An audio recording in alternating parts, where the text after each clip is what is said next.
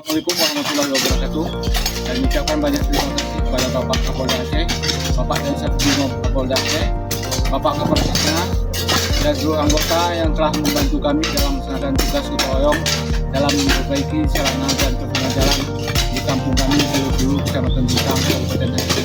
Terima kasih Pak. Assalamualaikum warahmatullahi wabarakatuh. Di tengah sisa lumpur dan jejak bencana, harapan tak dibiarkan runtuh.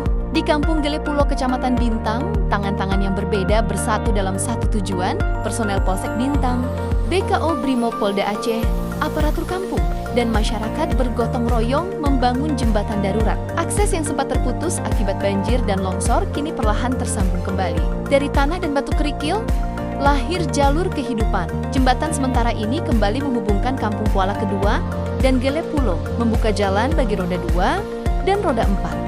Serta menghidupkan kembali aktivitas warga. Inilah wujud nyata kehadiran Polri di tengah masyarakat. Bersama rakyat, Polri membangun harapan, memulihkan kehidupan, dan meneguhkan semangat kebersamaan pasca bencana.